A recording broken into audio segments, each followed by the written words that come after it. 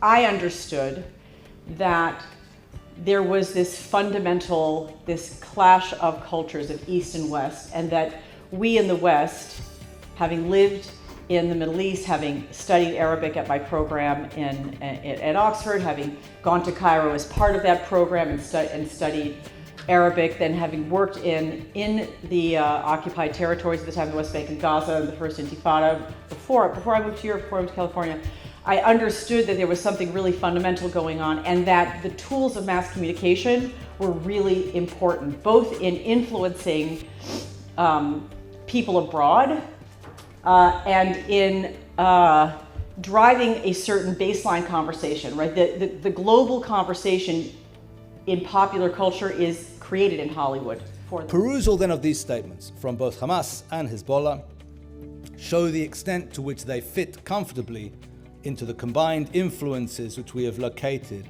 in accounting for the perennial and ubiquitous nature of the anti-Semitism in the Arabic-speaking Middle East. These are, just to reiterate, references to Islamic tradition and to the traditional Muslim image of the Jew as one both weak and corrupt and characterized by cunning and cruelty in his relations with Muslims. There is the traditional Islamic view that the natural state of affairs and the arrangement which alone can guarantee peace and stability is one in which Islam is dominant and the Jews and Christians subordinated to its rule. But there is also the clear presence of motifs emerging from Western and Christian anti-Semitism, Hamas's reference to the protocols of Elders of Zion, for example, Hezbollah's reference to Jewish plots of world domination. And in all these aspects, both Hamas and Hezbollah can be comfortably located within the mainstream of thinking in the Arabic-speaking world regarding Jews and regarding Israel. I really believe in leaning into texts and working with texts. So my background is literature, so we do literary analysis. But when we're talking about the history of anti-Semitism, and I taught it this year for seniors, for instance, they have to do also their own presentations, right? The students have to have a buy-in, right? You can't.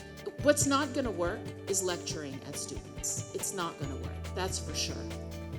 So, right. So the idea of pedagogy and methodology it's a really diverse field, and what approach you use.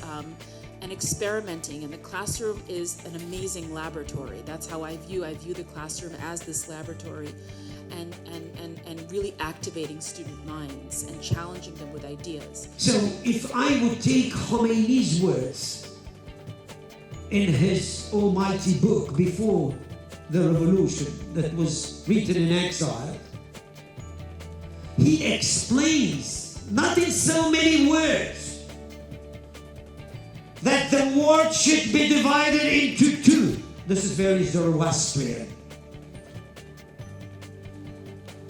Dark and light, good and bad, deprived of everything and the usurpers.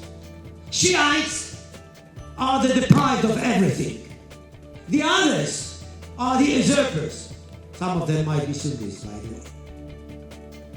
But in order to understand that, he stands to argue that the world is being controlled by diabolic forces, satanic forces. How do you say in Persian? In Persian, Satan.